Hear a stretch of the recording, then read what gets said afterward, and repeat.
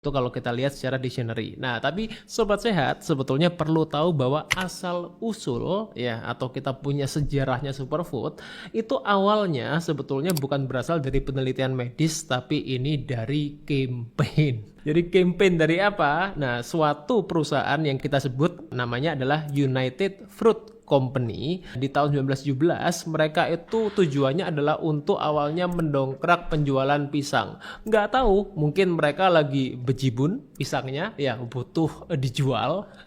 Nah mereka menggunakan strategi ini yang kemudian juga diadopsi untuk menjual makanan-makanan atau produk-produk yang lainnya mulai dari jeruk, kemudian blueberry, chia seed hingga kale ya. Nah jadi sebetulnya ini adalah superfood itu awalnya ditujukan untuk untuk marketing. Nah, kemudian banyak riset-riset juga yang mendukung efikasi superfood itu juga punya kelemahan metodologi penelitian. Seringkali dosis yang digunakan itu dosisnya tinggi banget dan tidak relevan sebetulnya kalau dikonsumsi oleh manusia. Apalagi kalau kita makannya masa sehari makan pisang doang atau kita makan blueberry doang kan enggak ya.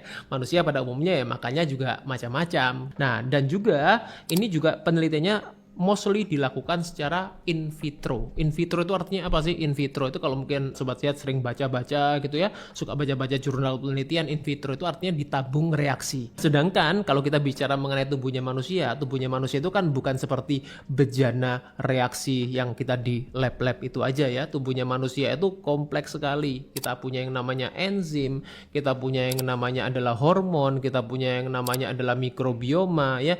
Jadi kalau kita kategorinya ini disamakan dengan penelitian in vitro atau yang ada di tabung-tabung reaksi, tentu itu jadinya juga kurang relevan. Jadi klaimnya seringkali kalau mungkin sobat sehat sering dengar yang superfood berbagai macam superfood itu kan kita seringkali mendengarnya apa? Bisa mengurangi peradangan dan menyehatkan jantung. Jadi misalnya kalau yang paling sering kita dengar oat gitu, roll oat, akhirnya dijual berbagai macam jenis oat rasa-rasa. Nah meskipun itu tentu dalam arti sangat berbeda dengan kita kategorinya roll oat yang tanpa diberikan rasa-rasa. Tapi kan orang pada umumnya kan ya yang didengar yang baik-baik aja. Kemudian mendongkrak sistem imun, menurunkan kolesterol, menyembuhkan penyakit pencernaan gitu. Kalau kita makan pisang bisa menyembuhkan GERD gitu misalnya. Kemudian meningkatkan kesuburan, fertilitas. Nah, ini biasanya paling laris tuh.